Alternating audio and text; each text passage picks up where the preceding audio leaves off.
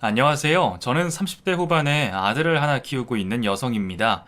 이곳에 저를 대신해 못된 사람들에게 가슴이 뻥 뚫릴 만큼 시원한 복수하는 이야기를 듣고 대리만족을 하고 있어요. 더불어 사는 세상 서로 괴롭히지 않고 사이좋게 지내면 얼마나 좋을까요? 그런데 못된 사람들한테는 그런 기본적인 생각조차가 머릿속에 없나 봅니다. 제가 이야기할 사람도 딱 그렇거든요. 하필 가족으로 만나 제 분이 풀릴 만큼 행동하진 못했지만 일찍이 밖에서 만났으면 손봐줬을 사람이에요. 혹시라도 이곳 이야기를 듣는다면 스스로 창피했으면 싶어서 사연을 보냅니다. 다른 보통의 사람들과 달리 저는 저를 낳아주신 부모님을 뵌 적이 없습니다.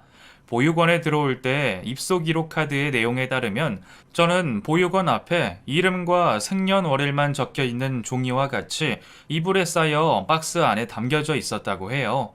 제각기 저마다의 사연이 있는 아이들이 모여 있는 보육원이다 보니 부모님이 계시거나 잠시 떨어져 생활하는 아이들도 있었지만 하나같이 자신들의 처지를 은연중에 알고 있었기에 저희는 부모님에 대한 이야기를 금기어처럼 절대 내뱉지 않았습니다. 그러다 보니 부모님이란 단어는 머리로는 알아도 마음으로는 느낄 수 없었고 도대체 그 사람들이 어떤 존재인지 알 수가 없었어요. 정말 처음에는 선생님들과 같이 하나의 직업이라고 생각한 적도 있으니까요. 초등학교를 들어가기 전까지는 보육원에서만 생활을 하다 보니 제가 다른 아이들과 다른 환경에서 지내고 있다는 것조차 모르고 있었죠. 학교를 들어가고 다른 친구들과 그들의 부모님들을 보면서 제가 세상과 다른 가족의 형태를 가지고 있다는 걸 그제야 이해하고 알게 됐습니다. 그래도 다행히 제가 다니던 학교는 이전부터 보육원 원생들이 다니던 학교라서 선생님들께서도 저희 같은 아이들에게 관심을 많이 주셨고, 다른 학생들의 인식 개선도 교육을 자주 해주셨어요. 덕분에 저는 학교 친구들과도 별다른 문제 없이 무난한 학교 생활을 하게 되었죠. 그러다 중학교를 들어가게 되고 사춘기를 겪게 되면서 저는 스스로 많이 혼란스러워졌습니다. 중학생이 되어 나이는 더 먹었다지만 아이들은 그리 성숙하지 않았습니다. 오히려 초등학생들보다 못되었죠. 예민한 시기에 사춘기 아이들이 자신과 다른 친구의 가정사가 관심이 많이 갔나 봅니다. 그리고 그 관심은 어느새 도를 넘어서 그 아이들의 유희와 장난거리가 되었죠. 자기들은 장난이었다 말할지 몰라도 그런 과한 관심과 장난을 당해야 하는 당사자인 저에게는 괴롭힘으로 느껴졌어요. 한창 감수성이 풍부해 예민할 때 남들과 조금 다르다는 이유만으로 원색적인 조롱과 놀림을 받다 보니 밝았던 저는 어느새 극단적인 생각을 할 만큼 우울하고 피폐해져 갔습니다. 혼자 참다 못해 선생님들에게 도움을 요청해봐도 일시적인 제재일 뿐 계속되는 아이들의 괴롭힘을 견디지 못했던 저는 결국 학교를 일찍 자퇴할 수밖에 없었어요.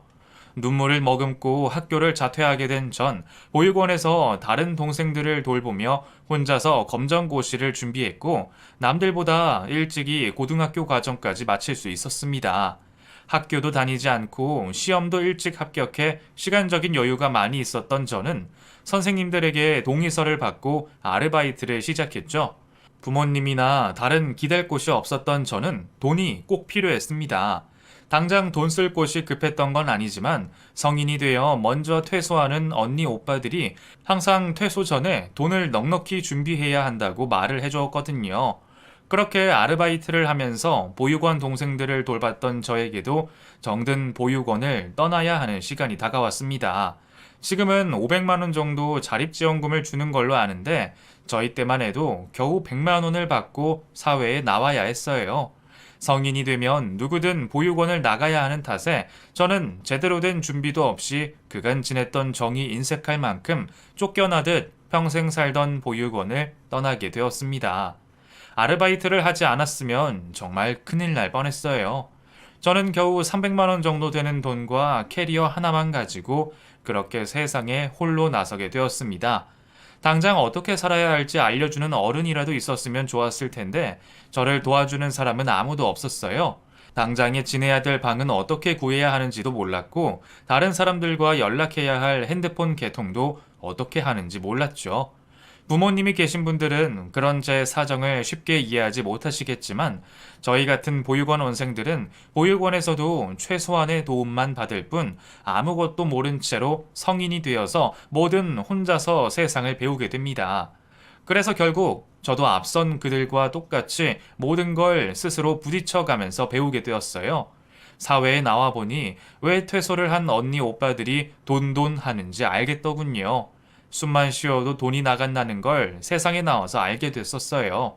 가지고 있는 돈으로 겨우 보증금과 한 달 월세를 내고 나니 제 수중에는 돈 한 푼이 없었습니다. 홀로 시작한 세상살이에 적응할 겨를도 없이 당장 다음 한 끼를 위해서라도 가리지 않고 무슨 일이든 일을 해야 했죠. 다행히 저는 한 호프집에서 직원으로 일을 하게 됐었어요. 그리고 그곳의 사장님 내외분에게 많은 도움을 받았죠. 열심히 사시던 사장님 내외분께서 저를 보면 마치 자신들의 과거가 떠오른다며 고아인 저에게 부모님처럼 잘해주셨어요. 혼자 사는 저를 위해 반찬도 챙겨주시고 옷도 사주시면서 돈 걱정을 하는 저를 위해 낮에 잠깐이라도 일할 수 있는 곳도 소개시켜 주셨죠. 덕분에 저는 차근차근 홀로서기를 할 수 있었습니다.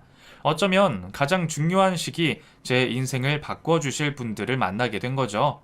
마음 같아서는 그런 은인 같은 사장님과의 인연이 오래도록 지속되기를 바랬죠. 하지만 몸이 안 좋아지신 사장님들께서 가게를 접고 고향으로 내려가 생활하시게 되었고, 저는 또다시 이별을 준비해야 했습니다. 그런데 사장님들께서 내려가시기 전에 저에게 가게를 직접 인수해서 운영해보면 어떻겠냐고 먼저 제의를 해주셨어요. 당연히 그만큼의 돈이 준비되지 않았던 저는 거절하였지만 돈은 천천히 갚으라는 말씀과 함께 두 분은 미리 준비하신 영업 양도 계약서를 저에게 내미셨습니다. 그동안 몇 년간의 직원 생활을 하며 가게 영업에는 나름의 자신이 있던 저는 그 감사한 제의를 감사하게 받아들였고 하루아침에 직원에서 주점의 사장이 되어 있었죠.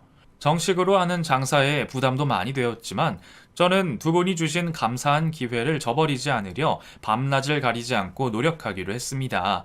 기존의 단골 고객분들도 저와 안면이 있어 계속 찾아와 주셨지만 저는 기존 메뉴 외에도 새로운 음식들을 개발하면서 제 첫 장사에 저의 전부를 걸었습니다. 다행히 젊은 사장이 열심히 하려 발버둥 치는 것을 알아주시는지 장사는 잘 되어갔고 저는 아르바이트생을 뽑을 정도로 여유를 가지게 되었습니다. 그렇게 제 남편 현철 씨를 만나게 되었어요. 현철 씨는 당시 아르바이트를 구하고 있던 취업준비생이었습니다. 부모님에게 부담을 주기 싫다며 시간을 내 아르바이트를 한다는 모습이 열심히 살아보려 하는 저와 닮은 것 같아서 바로 채용하게 됐었어요. 아마 저는 저보다 한 살 많았던 현철 씨에게 첫눈에 반했던 것 같아요. 이런 말 해도 될진 모르겠지만 현철 씨 외모가 딱 제가 원하는 얼굴이었거든요. 푸근한 인상에 덩치 좋은 체형까지 처음부터 그 사람에게 마음이 있던 저는 현철 씨를 직원과 짝사랑의 중간의 대상으로 어색하게 대했죠. 가게에 비슷한 또래의 남녀가 있다 보면 금방 마음을 알아채는 것 같아요. 현철 씨도 제 마음을 알았는지 얼마 되지 않아 저에게 고백을 해왔고 저희는 사장과 직원에서 연인 사이로 발전하게 되었습니다. 물론 가게 안에선 일은 일이었기에 애정 관계는 삼가했지만 서로 돕고 의지하며 흡사 부부 같은 모습에 단골 고객분들은 저희를 오래된 부부 같다며 놀리곤 했어요. 사실 저는 그 놀림이 싫지는 않았습니다. 외롭게 자라서 그런지 가족을 그리워했고 일찍 가정을 꾸리고 싶었거든요. 그러던 중 제가 혼전 임신을 하게 되었네요. 서로 사랑만큼은 확실하지만 저와 현철 씨 모두 처음 겪는 상황에 현실이 걱정이 되어 기뻐하지도 못했죠. 다행히 현철 씨는 두말 없이 자신이 책임지겠다고 말했고 저는 사랑하는 현철 씨를 믿고 따르기로 했어요. 우리의 마음과 다르게 현철 씨 부모님께서는 당연히 반대를 심하게 하셨습니다. 저는 그 마음이 이해가 되었어요. 귀하게 키운 아들을 부모도 없는 사람에게 보낸다는 게 말처럼 쉬운 게 아니니까요. 이별까지 예상했던 저와 다르게 현철 씨는 뱃속의 아이를 위해서라도 포기할 수 없다면서 시부모님께 설득을 이어갔습니다. 결국 현철 씨의 오랜 설득 끝에 시부모님께서는 결혼을 허락하셨습니다. 겨우 결혼 허락을 받게 된 저와 남편은 혹시 시부모님께서 마음이라도 변하실까 서둘러 결혼식을 올리게 되었습니다. 비록 결혼 전 격렬하게 반대하셨던 시부모님이셨지만 결혼을 하고 나서는 전의 모습과 달리 저에게 잘해주셨습니다. 저는 그렇게 평범한 보통의 사람들과 같은 삶을 보내게 되었어요. 며느리를 예뻐해 주시는 시부모님과 사랑하는 남편과 아들까지 제가 느끼기에 행복이 너무 과하다고 생각할 정도로 행복한 삶을 살고 있었죠. 그러다 깨지지 않을 것만 같았던 제 행복을 깨버리는 불청객이 찾아오게 되었습니다. 처음 그 불청객을 만났을 때만 해도 저는 그 사람이 제게 행복을 더해줄 사람이라 생각했습니다. 왜냐면 그 불청객이 저와 가족이 될 동서였거든요. 동서를 처음 만나게 된 자리는 시부모님 댁이었습니다. 그날이 동서와의 첫 만남이었던 저와 달리 시부모님과 남편은 잠깐이라도 한 번씩은 동서의 얼굴을 본 적이 있었어요. 특히 남편은 도련님과 술자리를 하다 동서를 만나 같이 시간을 함께하기도 했었죠. 남편이 처음 동서를 보고 온 날 저에게 입이 닳도록 칭찬을 하길래 저도 내심 동서에 대한 기대를 하고 있었어요. 도련님이랑 술 마시는데 웬일로 이렇게 오래 있었어? 아, 그 현우 여자친구도 와서 같이 한잔 했거든. 도련님 여자친구? 저번에 내가 물어보니까 도련님도 결혼 생각 있으시던데 그 여자친구라는 사람 어때? 성격 좋더라. 사람이 싹싹하기도 하고. 그런데 그쪽이 너무 잘나서 그런지 현우가 좀 부족해 보이더라. 현우 여자친구 외국계 회사에 재무 관련으로 일한다던데? 어머, 그럼 유학도 다녀온 거야? 아니, 그런 건 아닌데, 그래도 명문대 나왔더라고. 당신이 그렇게 말하니까 나도 기대된다. 도련님이랑 잘 됐으면 좋겠어. 명문대생의 외국계 회사 며느리면 아버님이랑 어머님께서도 얼마나 좋아하시겠어. 좋은 학벌과 번듯한 직장까지 새로 들어오게 될 동서는 제가 시부모님에게 채워주지 못하는 부분을 대신 해줄 며느리라 생각이 되었어요. 거기다 가족 다 같이 친하게 지내며 서로 돕고 사는 게 제 꿈이다 보니 누가 봐도 잘난 동서의 모습에 저는 질투보단 동경에 가까운 감정을 가지고 있었죠. 그렇게 기대하던 동서를 만나는 자리라 그런지 제가 더 긴장해서 동서를 맞이했어요. 안녕하세요, 아버님, 어머님. 잘 지내셨죠? 그래, 해서 왔구나. 처음 본 사이도 아닌데, 뭐 이런 걸 사가지고 왔어. 그래도 오늘은 정식으로 찾아뵙는 건데, 빈손으로 오는 건 실례일 듯 싶어서요. 별건 아니에요. 그래, 잘 왔다. 여기는 네 형님들 사람이다. 서로들 인사해라. 안녕하세요. 처음 뵙겠습니다. 현우 씨한테 말씀 많이 들었어요. 네, 안녕하세요. 저도 말로만 들었는데 듣던 것보다 훨씬 예쁘시네요. 처음 인사를 할 때만 해도 저희는 서로에게 반갑게 인사를 했죠. 이어지는 식사 자리에서도 화기애애한 분위기에 웃음소리가 끊이지 않았어요.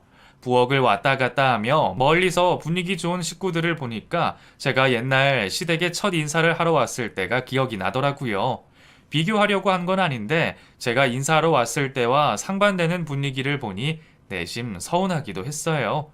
동서가 오기 전부터 시부모님께서 준비를 해야 한다며 난리도 아니셨거든요. 물론 저도 새 식구 맞이에 기쁜 마음으로 시댁 일을 거들었지만 이제 와서 생각해보니 저는 제대로 된 식사 대접도 받지 못했던 옛날이 떠올랐죠. 그래도 지금은 시부모님도 저를 예뻐해 주시고 새 식구가 하나 더 들어와서 기뻐하시는 가족들을 보니 이제는 저도 그들과 함께 웃고 즐길 수 있는 가족이 된 것 같아 다행이라 생각했습니다. 잠깐 떠오른 섭섭한 제 과거를 잊고 자리로 돌아갔습니다. 식사와 다과까지 마치고 이야기를 이어가던 도중 갑자기 아파트 인터폰이 울렸어요. 얼마 전 새로 출고된 아버님 차량을 다른 입주민이 실수로 부딪혀 문제가 생겼던 거죠. 갑작스러운 사고에 우리 집안 남자들은 모두 주차장으로 내려갔고 어머님께서는 잠시 일을 보신다며 안방에 가시게 되었죠. 어수선한 분위기에 제가 주방 뒷정리를 하러 부엌을 갔는데 동서가 저를 도와주겠다며 따라왔습니다. 형님, 제가 도울게요. 뭐 하면 될까요? 아니에요. 오늘은 손님으로 온 건데 그러지 말아요. 불편하게 앉아 있느라 힘들었을 텐데 스트레칭 정도 하면서 그냥 좀 쉬고 있어요. 그래도 제가 도와드려야죠. 이제 같은 며느린데. 괜찮아요. 할 게 얼마 있지도 않으니까 쉬고 있어요. 전 그러면 집 둘러보고 있어도 되고요. 저를 돕겠다던 동서와 신랑이 끝에 설거지를 하고 있는데 바로 옆에서 뭔가가 깨지는 소리가 들리지 않겠어요? 쨍그랑 소리에 고개를 돌려보니 아버님께서 아끼시는 도자기가 바닥에 산산조각이 나 있었어요. 아버님의 숙부님께 받았다는 도자기는 금액이 못해도 500만 원 정도 나갔고, 금액을 떠나서 아버님을 아들같이 아껴주시던 숙부님께서 돌아가시기 전에 남겨주셨던 물건이라 정말 애지중지하셨거든요. 장 안에 들어있어 일부러 만지지 않으면 깨기도 어려운 일이었는데 어쩌다 그런 건지 그걸 기어이 동서가 깨고 말았습니다.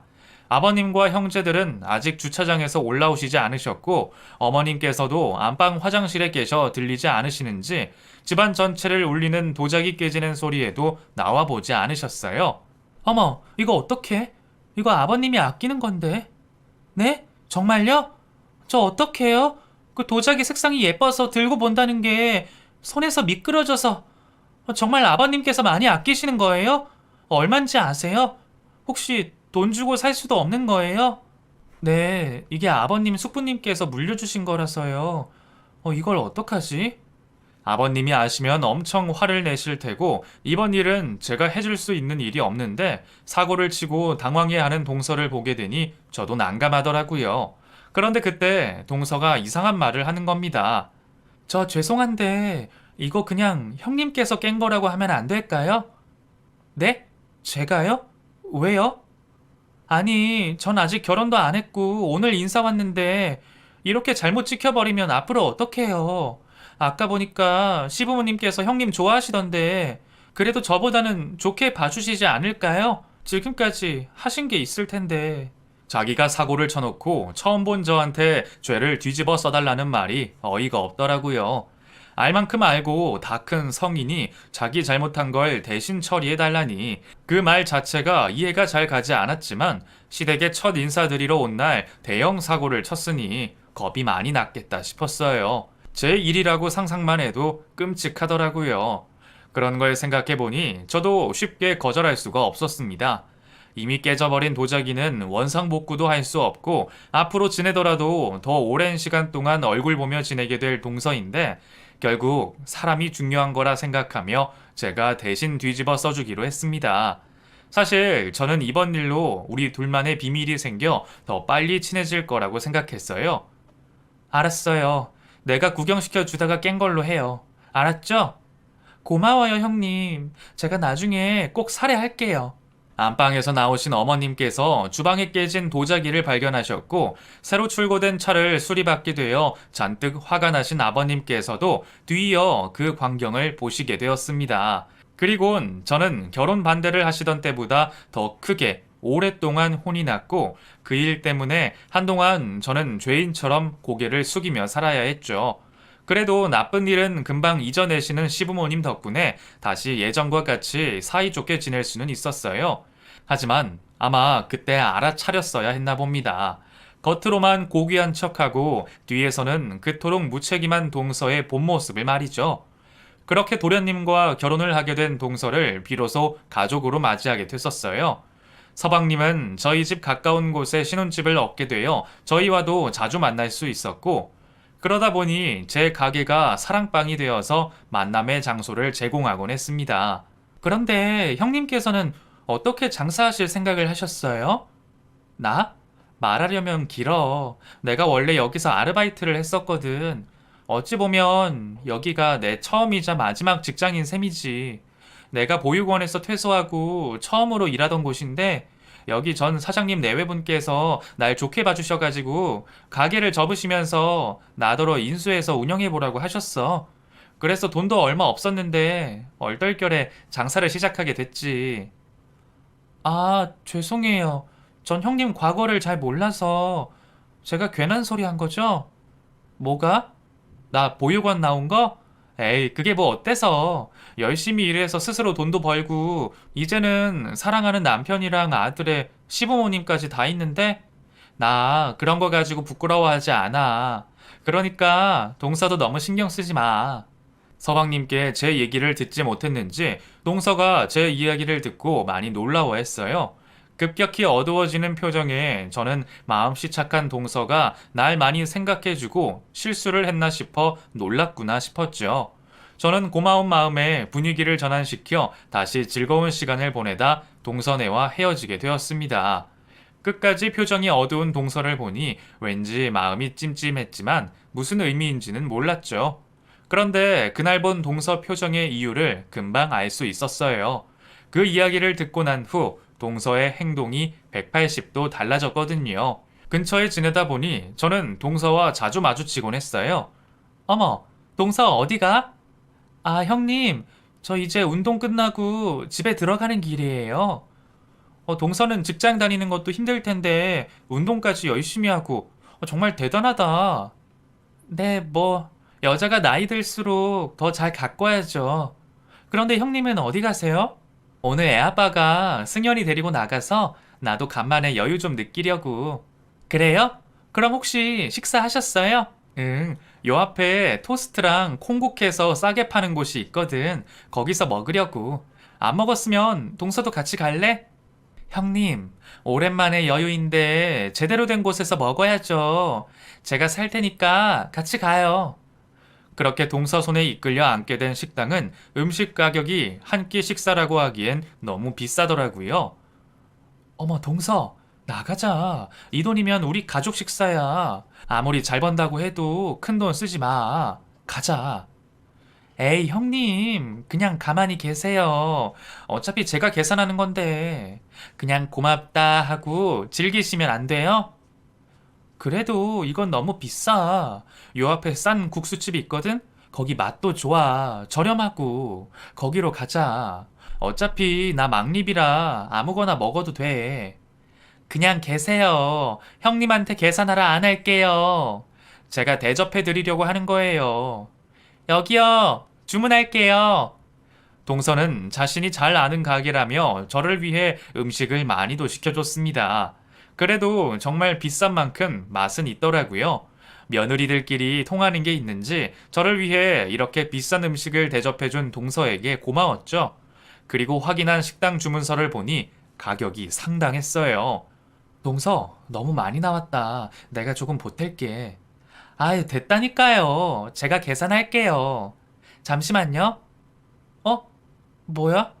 내가 지갑을 안 가져왔나? 아, 운동한다고 집에 놓고 왔구나. 형님, 죄송해서 어떡하죠?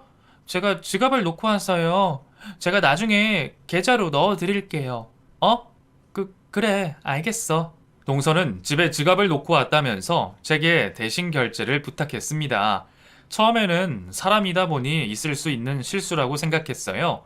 그런데 그 후에도 여러 번 동서는 꼭 비싼 음식이나 음료를 시켜놓고 지갑을 놓고 왔다, 카드가 정지되었다 등등 별별 핑계를 대면서 결제를 미뤘죠.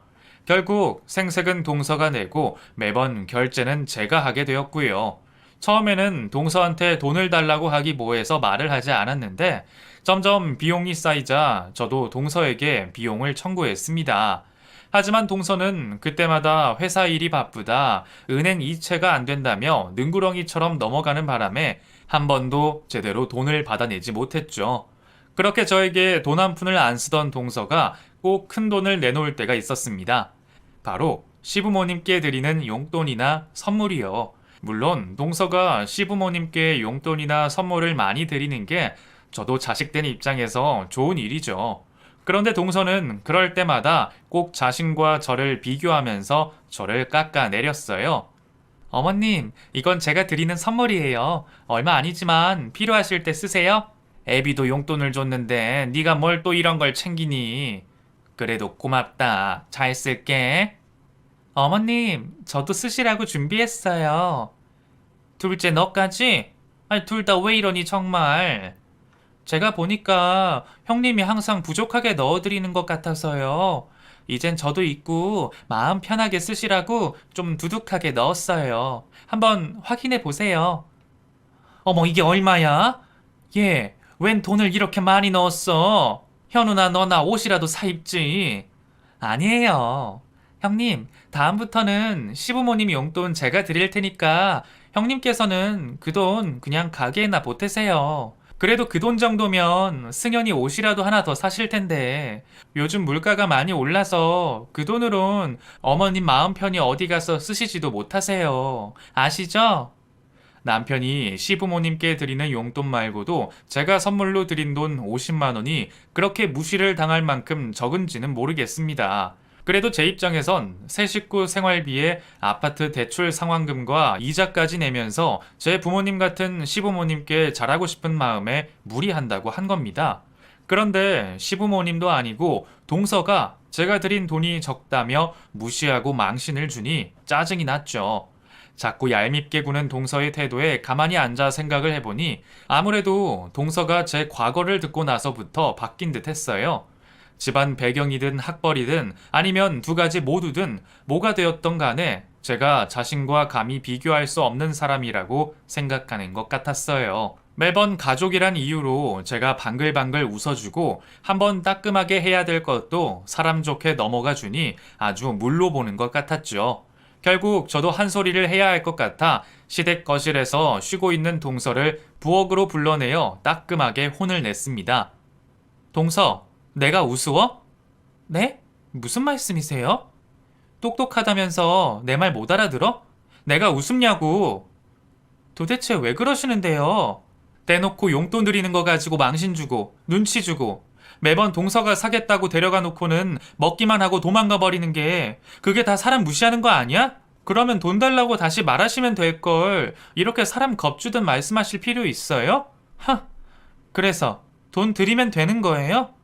저도 깜빡 잊고 있었어요. 그리고 제가 가게 보태라는 게 뭐가 망신이에요?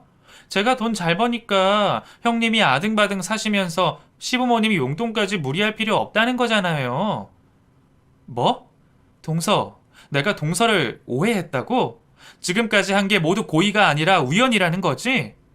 네, 아셨으면 괜히 사람 잡지 말고 이런 상황 만들지 말아주세요. 돈은 바로 입금해 드릴게요. 그래, 알겠어. 근데 동서, 한 번만 더 선 넘으면 나도 가만히 있지 않을 거야. 조심해. 대놓고 그럴 땐 언제고, 이제 와서 아니라 잡아떼더라고요. 방귀 낀 놈이 성낸다고 하더니 딱 그 꼴이었습니다. 그렇다고 동서가 고의로 했다는 물증도 없고 시댁에서 며느리 둘이 큰 소리 나는 것도 안 될 일인 것 같아 저는 경고를 주는 선에서 그만뒀죠. 그런데 저에게 말대꾸를 할 때만 해도 도끼 품은 얼굴이던 동서가 저와 얘기를 끝내자마자 돌아서고는 갑자기 죽을 상이 되어서 하루 종일 있는 겁니다. 누가 봐도 초상 치른 듯한 얼굴에 저를 빼곤 온 가족이 걱정을 하고 있었어요. 그러다 울면서 화장실로 뛰쳐나간 동서 때문에 집안이 난리가 나게 되었죠. 결국 아까 있던 일을 알게 되신 시부모님께서 저를 크게 혼을 내셨어요. 내가 둘째한테 듣고 보니 다 오해인 것 같은데 네가 윗사람이 되어서 사람을 그렇게 몰아세워도 되냐?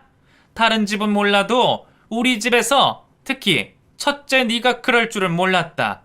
입에 험한 소리라곤 한 번 듣지 못한 애한테 그렇게 험한 소리까지 해. 거기다 공포 분위기도 조성하고. 첫째 너 한 번만 더 그래봐라. 다시는 이 집에 발 못 들일 테니.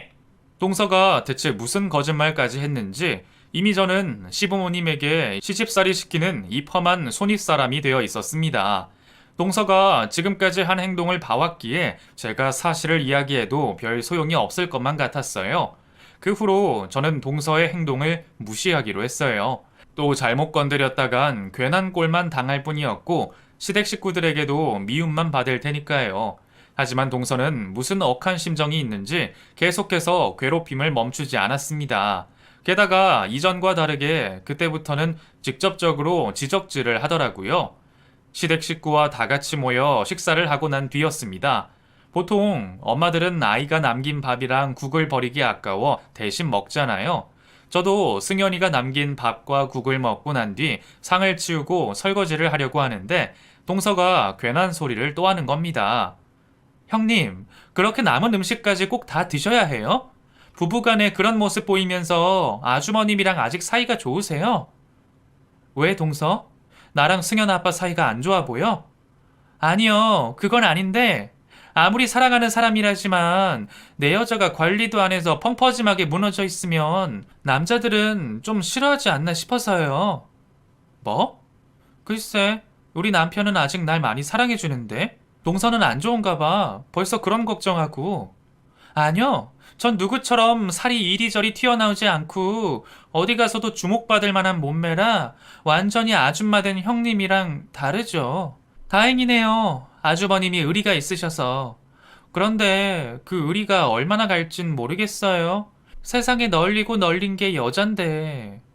바빠서 관리를 못했다는 건 제 핑계이겠지만 애 낳고 식구들 챙기며 일까지 하다 보니 관리를 못한 것도 사실입니다. 그래도 눈으로 봤을 땐 보기 싫을 정도는 아니었어요. 다만 저도 나이를 먹으니 출산 전처럼 탄탄하지 않을 뿐이었죠. 그런데 동서는 굳이 내 옆으로 와서 괜히 제 속을 뒤집고 가는 겁니다. 한 소리 받아치기는 했지만 더 이상 했다가는 또 배우도 울고 갈 연기에 가족들이 속아 넘어갈까 싶어 제가 그만두기로 했어요. 그러다 제가 제대로 동서를 벼르게 된 일이 생기게 되었네요. 그날도 저희는 시댁에 있었고 제가 요리를 하고 있을 때였어요. 어머님이 동태를 싸게 사오셔서 동태전을 하고 있었죠. 동태는 냉동이라 물이 많이 나와. 그래서 해동한 동태를 살은 으스러지지 않게 적당히 키친타월로 수분을 빼줘. 형님, 저도 알아요. 누가 보면 아무것도 모르는 사람으로 보겠어요. 일부러 그러세요? 아니, 혹시 모를 수도 있으니까 알려주려고 했지. 저도 친정에서 다 봤거든요. 누가 보면 제가 형님처럼 친정도 없는 사람으로 보겠어요. 형님은 고아라 친정도 없잖아요. 그런데 누가 누굴 알려줘요? 사람이 어떻게 그런 말을 뱉을 수 있는지 모르겠어요. 아무리 미운 동서지간이라도 분명 지켜야 할 선이 있는데 이건 나를 뭐 어디 부엌대기로 생각하는 건지 순간 열이 확 받더라고요. 이번 일은 제가 참지 못하면 정말 몸싸움까지 일어날 것 같아 자리를 박차고 밖으로 나가 잠시 열을 식히고 왔죠. 장사하면서 진상도 많이 겪었지만 이상한 사람한테도 받아보지 못한 대접을 가족에게 받는다고 하니까 화가 나면서도 한편으론 제 처지가 서글프더라고요. 그래도 똥을 더러워서 피하지 무서워서 피하나 싶어서 화를 꾹꾹 눌러 참으며 동서를 무시했죠. 저한테는 없는 친정에서도 잘 배우고 시댁에도 잘하는 똑똑하고 능력 있는 동서는 어쩐 일인지 시부모님의 기대와 다르게 명절에는 얼굴을 보이는 법이 없었어요. 무슨 그리 핑계가 많은지 누가 봐도 뻔한 거짓말을 하면서 꼭 일이 다 끝나면 오더라고요. 어머님, 죄송해요. 저희 회사가 외국계 회사다 보니까 한국 일정이랑 맞지가 않아요. 저도 빨리 일 끝내고 오고 싶었는데 일 때문에 늦었어요. 죄송해요. 아니다. 네가 놀다가 늦은 것도 아니고 이렇게 늦게라도 왔으면 된 거지. 그래. 어서 가서 첫째 좀 도와줘라. 네. 형님, 저 왔어요. 죄송해요. 혼자 다 하셨죠? 됐어, 동서. 어머님 옆에 가서 쉬어. 그래도 제가 도와드릴게요. 괜찮다니까. 속에도 있지도 않는 소리 하지 말고 가서 쉬어. 아이 참. 우리 형님이 많이 화나셨구나. 그래, 첫째야. 둘째가 일부러 늦은 것도 아니잖니. 뭐 그렇게 찬바람이 쌩쌩 불어. 찬바람 아니에요, 어머님. 저도 다 끝나가서 괜찮아서 그래요. 그리고 동서, 뉴스 보니까 외국계든 뭐든 명절 당일은 다 쉰다고 하던데 거기 회사가 좀 이상한가? 아니면 동서 능력이 뛰어나서 그런가? 혼자 일을 다 했나 보다. 대단해. 가서 쉬어. 제 말에 회사 핑계는 안 되겠다 싶었는지 다음번 명절에는 다른 거짓말로 핑계를 대더라고요. 어머님 죄송해요. 무슨 일이야? 현우랑 오다가 너만 돌아갔다면서? 네, 저희 어머니가 갑자기 쓰러지셨어요. 어머, 안사돈께서 지금은 괜찮으시고? 네, 다행히 지금은 안정을 취하셔서 좋아지셨어요. 아휴, 그럼 뭐하러 여기 왔어? 사돈 옆에 있지. 내가 사돈에게 전화라도 드려야겠다. 아니에요. 아직 신경 쓰시면 안 좋아서 제가 나중에 좋아지시면 그때 연락드리라고 할게요. 어머님 말씀은 제가 대신 전하고요. 저희 아들 승현이가 들어도 거짓말일 것 같은 소리를 저렇게 뻔히 하고 있으니 어이가 없었어요. 시부모님께서는 정말 믿으시는 건지 아니면 아시면서도 서방님과 동서 눈치를 보고 아무 말을 못 하시는 건지 알 수가 없었지만 동서의 계속된 명절 불참을 내내 불편해 하셨죠. 하지만 제게는 그런 얄미운 동서보다 더 큰 고민거리가 생겼습니다. 어느 날 갑자기 코로나가 터진 거죠. 잠시라 생각했던 일이 오래도록 지속되었고 특히 주점을 하고 있던 저에게는 큰 피해가 찾아왔습니다. 계속해서 바뀌는 방역 수칙으로 저는 제대로 장사를 할 수도 없었어요. 울며 겨자 먹기로 영업을 포기하고 쉬는 날도 많았죠. 그러다 배달이라도 하면 찾아주시는 고객이 있지 않을까 싶었습니다. 부랴부랴 배달할 만한 안주를 개발해보고 어떻게든 살아보려고 노력을 했죠. 다행히 손님들께서 주문을 해주셨고 조금이라도 이윤을 남기려는 저는 비싼 배달비라도 줄여보자는 생각으로 직접 원동기를 타고 배달을 하게 되었습니다. 안주와 술을 같이 팔다 보니 숙박업소로도 배달을 자주 가게 되었어요. 민망하긴 하지만 그래도 한 건 한 건이 다 돈이고 단골로 이어질 줄 모르는데 그걸 포기할 수 없었죠. 그날도 저는 원동기를 타고 한 숙박업소에 가게 되었습니다. 급하게 배달을 마치고 돌아가려고 하는데 주차장 쪽에서 익숙한 얼굴이 보이는 거예요. 동서와 닮은 얼굴이다 싶었는데 듣기 싫은 그 웃음소리까지 저희 동서가 맞는 겁니다. 너무 놀란 저는 제가 헬멧을 쓰고 있는 줄도 모르고 제 얼굴을 숨겼죠. 별다른 의심 없이 제 앞을 지나가는 그 여자를 확인해 보니 정말 동서가 맞았어요. 이걸 서방님에게 당장 전화를 해야 하는 일인지 아니면 제가 직접 현장을 덮쳐야 하는지 외도 관련으로 아무것도 모르는 저는 당황할 수밖에 없었습니다. 숙박업소 주차장 한 구석으로 간 저는 스마트폰으로 외도와 불륜에 대해서 검색을 해봤습니다. 잠시 찾아본 검색 결과 다른 것보다 증거가 굉장히 중요하다더라고요. 결국 전 그날 장사를 내팽개치고 동서의 외도 증거를 사진으로 남기기로 했습니다. 한참을 기다리다 외간 남자와 스킨십을 하며 나오는 동서를 몰래 사진 찍었어요. 그리고 숙박업소로 다시 들어가 제 상황을 설명하고 숙박업소 복도에 CCTV를 확보했죠. 동서의 실체는 정말로 놀라웠어요. 그동안 제 앞에서는 세상 똑똑하고 잘난 사람처럼 행동하더니 뒤로는 호박씨를 까는 해픈 여자였습니다. 그 뒤로 다른 증거를 모을 수 없나 고민을 하던 중 남편이 서방님 부부와 자리를 만들었다며 제게 연락이 왔어요. 더 이상은 알면서 모른 척하는 게 서방님께도 못할 짓이라 생각했습니다. 어차피 사진과 CCTV도 있겠다. 나머지는 서방님께서 알아서 하시리라 생각했어요. 그렇게 나간 자리에서도 동서는 다른 사람들이 있어서 그런지 은근히 돌려서 또 저를 약을 올리더라고요.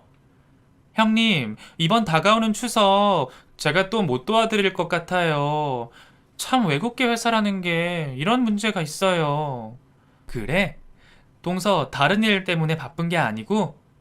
제가 괜히 능력이 좋아서 저 아니면 안 된다고 해서요. 형님 꼭 도와드려야 하는데. 아니야. 나도 동서가 다른 남자 만진 손으로 명절 음식 하는 건 못 참겠어. 요즘 코로나도 심한데 서로 조심할 건 해야지. 네? 무슨 말씀이세요? 서방님, 이거 보세요. 저 여자가 서방님 몰래 다른 남자랑 숙박업소까지 다녀왔네요. 뭐야? 너? 아니. 형님, 이거 어떻게... 뭐가 어떻게야? 네가 무시하는 장사 열심히 하다가 봤다, 왜? 너 내가 코앞에 있는 줄도 모르고 그 남자 좋다고 난리치더라? 이게 어디서 못된 것만 배워서. 야, 내가 아무리 못 배웠어도 너처럼 몸 헤프게 쓰지는 않아. 아니, 정조는 지키는 게 기본인 건 안다고. 결국 서방님과 남편 모두 제가 보여준 증거들을 확인하게 되었고 이 소식은 얼마 안 되어 시부모님께서도 알게 되셨죠. 식구들 모두 한바탕 난리가 나는 바람에 동서와 외도를 하던 남자의 신원까지 밝혀지게 되었습니다. 유부남이었던 그 남자는 동서의 상사였고 같은 회사에 소문이 돌아 상대방 측 가정에도 난리가 났었나 봅니다. 결국 서방님은 동서와 소송 끝에 이혼을 하게 되었습니다. 제가 듣기론 동서는 다니던 회사에도 이혼 소송 중 퇴사를 하게 되었다고 들었어요. 아마 상사인 상간남에게 버려진 것 같습니다. 하지만 안타깝게도 이혼으로 도련님도 힘든 시간을 보내셨어요. 괜히 제가 도련님에게 잘못을 한 것 같아 좀 더 신경이 쓰였습니다. 그래도 지금은 다행히 도련님께서도 지난 일을 많이 잊으신 듯 합니다. 시부모님께서는 도련님의 이혼을 겪고 나서 자신들이 사람 보는 눈이 없다며 제게 많이 미안해 하셨고, 지금은 제 말이라면 뭐든지 믿어주십니다. 그래서 시부모님의 사랑을 한껏 받고 있어요. 도련님에게 좋은 짝만 생긴다면 더할 나위 없이 행복할 겁니다. 우연히 목격하게 되었지만 전 그게 다 잘못을 저지르면서 자만하고 건방지던 동서의 모습에 하늘이 벌을 내리셨다고 생각합니다. 저도 앞으로 남은 생을 이번 일로 교훈 삼아 자만하지 않고 겸손하게 살려고 합니다. 가족들과 사랑하면서요. 그리고 부디 우리 착한 도련님 좋은 짝 만날 수 있게 같이 기도해 주셨으면 합니다. 감사합니다.